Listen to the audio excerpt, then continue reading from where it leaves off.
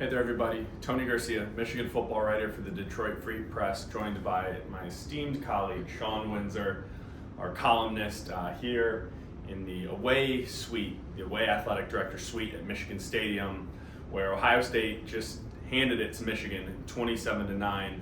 Shawn, faint Big Ten title hopes dashed, and probably more importantly and notably, so are the college football playoff hopes. Yeah, they're toast, and it felt like it's funny because they started off. Well, first of all, they moved the ball down the field and kind of got stuck in the red zone, got a field goal, then intercepted Julian Sand, got another field goal, and they couldn't convert in the red zone. You kind of think, okay, but it's not a bad start. Are we back here again where we've been the last 4 years? But it didn't take long after that Tony did it to see that Ohio State was clearly better in the trenches on both sides of the ball, and then it was going to be short of Ohio State imploding. Yeah. It was their game. It felt like kind of a boa constrictor just slowly squeezing. Yeah, and also Michigan, it felt like, was playing not to lose instead of to win. I sort of had shades of Oklahoma, where they weren't unleashing Bryce Underwood early. I mean, that's what they did that day in Norman. They lost by double digits. Happened again today. In the first half, Shawn, he attempted 5 passes. They ran the ball 18 times. He had 18 passing yards at the half, and in some ways, they were maybe fortunate to only be down 8 points, one score, and still sort of in striking range. But then the defense comes out, they force a punt. The offense finally has a 26-yard pass play to get to near midfield, nothing doing, boom, boom, boom, 3 and out from there. And then they punt, it's shanked 11 yards. 2 plays later, 50-yard Cardinal Tate touchdown. And really, that was all she wrote. That was the game, and it's interesting after that pass down to it was to McCulley right over the middle. Yeah. Maybe into triple coverage. But after that, when they go run, then pass, which is what they did in the first half, I thought, look, whether they trust Bryce Underwood or not, I mean, I guess that is an issue. Can he sit back there and read the defense? He did not get a lot of protection, in fairness maybe to the coaches. However, to me, the issue in the first half especially was there were too many runs on second down, right? Run, and then third and long. A lot of times, sometimes even 3rd and 5, 3rd and 6, you're giving them one chance. That was especially true after the interception. And I just didn't think that. I mean, maybe Underwood isn't going to make the plays. Maybe didn't think they could make the plays. We didn't even get to find out. No, we didn't. I mean, I don't think that's giving your guys the best chance, especially what we saw the last couple of weeks. Admittedly, Northwestern and Maryland don't have the defense that the Buckeyes do, but still, why not go down swinging? Yeah, no, they did not. And then when you look up at the end of the day, the stat line looks shockingly and scarily similar to last year. Last year, Davis Warren, 9 of 16, 62 yards, 2 picks. Today, Underwood, 8 of 18, 63 yards, 1 pick. I mean, 63 yards passing. If anyone had known that was coming into this game, just even though last year happened, I don't think anybody would have thought that they had a chance. And as it turns out, they did not. Then on the defensive side of the ball, no answers, right? Not getting pressure on the quarterback. Jimmy Roller postgame said our plan was more to play coverage. Didn't really seem like it at times. You had guys running wide open, whether it was Jeremiah Smith on the first touchdown. I guess maybe we can talk about that if you want. Sort of looked like he was fumbling the ball out of bounds, regained it. I thought maybe it should have been a touchback, and that certainly would have changed the momentum and the vibe, but it wouldn't have changed who was the better team and likely who would have come out on top. And you had Cardinal Tate running open on a 50-yard touchdown. They just had their way through the air, on the ground. That was not what Michigan's defense only looked like that against USC this year. No, for sure. And even when they brought extra pressure, they brought a corner blitz at one point. They sent linebackers a couple times. That was almost worse. They couldn't get any pressure at all. Yeah. And the players afterwards sort of. I mean, they said yes, okay, fine, we're gonna make this a coverage game, but they surely wanted to get the quarterback and just couldn't. The surprising thing for me, maybe not it's completely surprising, is they couldn't stop the run.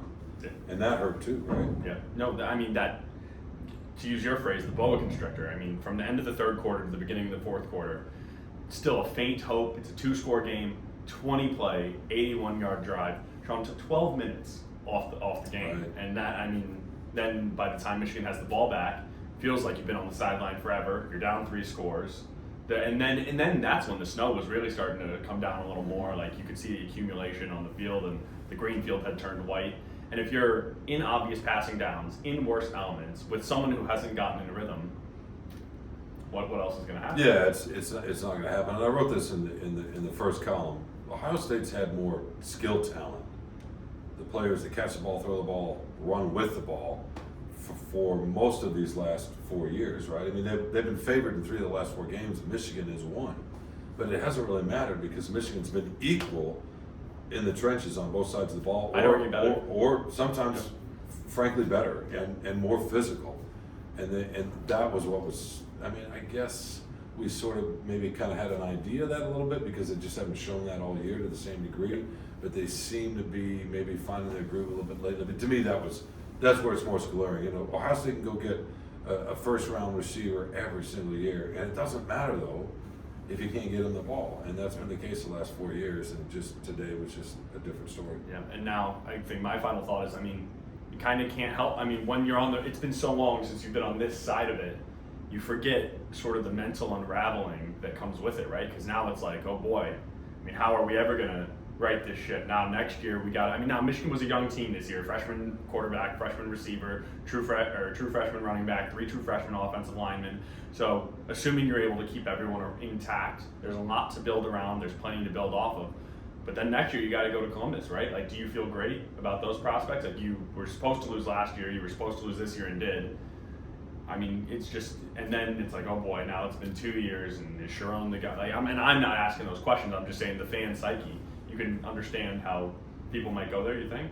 Well, absolutely. I think they've been there for on and off all season. They were there. Yeah. They were there to a degree, unfairly or not, Northwestern. last year before they beat the Buckeyes, and then beat Alabama in the bowl game. And this is just the age we live in, right? With coaching, I would worry a little bit less about offense, assuming Bryce Underwood takes a step, and a big step in terms of reading the defense. Can he drop back and look through a couple of progressions? Look, it's not like the NFL where you're going to go down to your 3rd or 4th option sometimes.